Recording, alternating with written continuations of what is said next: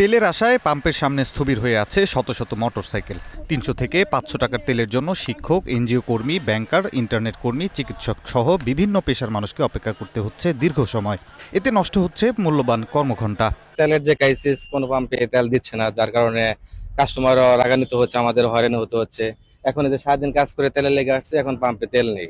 আজকে পাম্প, কালকেও পাম্প, দিবে কি দিবে না আদৌ সেটাও কিন্তু আমরা শিওর না, যাই ঘুরে আসি। এভাবে আমাদের আর কি সময় লস হইতেছে। আমি একজন প্রবাসক। তেলের যে সংকট, এই সংকটের কারণে আমার কলেজে যাতায়াতে বেশ সমস্যা হচ্ছে। এতে ক্লাস কার্যক্রম ব্যাহত হচ্ছে। ফিলিং স্টেশন কর্তৃপক্ষের দাবি, তেলের কোনো বড় সংকট নেই, তবে অনেকেই প্রয়োজনের বেশি তেল নিতে আসছেন।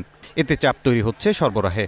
এই সংকট অনেকটাই কৃত্রিম। অতিরিক্ত চাহিদা এবং আতঙ্কে বেশি তেল সংগ্রহের প্রবণতাই মূল কারণ। গ্রাহকের 2 লিটারের কাছে কেউ 5 লিটার, 10 লিটার, 20 লিটার এইভাবে নিয়ে এই তেলের যে ক্রাইসিসটা, এই ক্রাইসিসের সৃষ্টি করছে। যেটুকু থাকে এটুকু দিয়ে দিই পাবলিকের, তার বাদেও কত কত লোকে দরকার নাই, তারা আইসাইরা আমাদের সাথে গেঞ্জাম করে। দৈনিক জরুরি সেবায় নিয়োজিত মোটরসাইকেল চালকদের ভোগান্তি কমাতে ফিলিং স্টেশনে ট্যাগ অফিসাররা নিয়মিত মনিটরিং করছেন।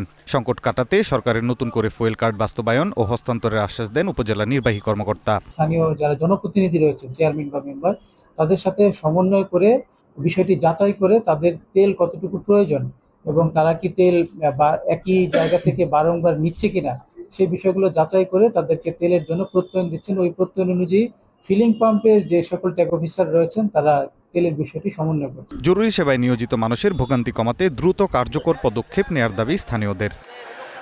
অনন্য সাদিক, গ্রিন নিউজ ডেস্ক।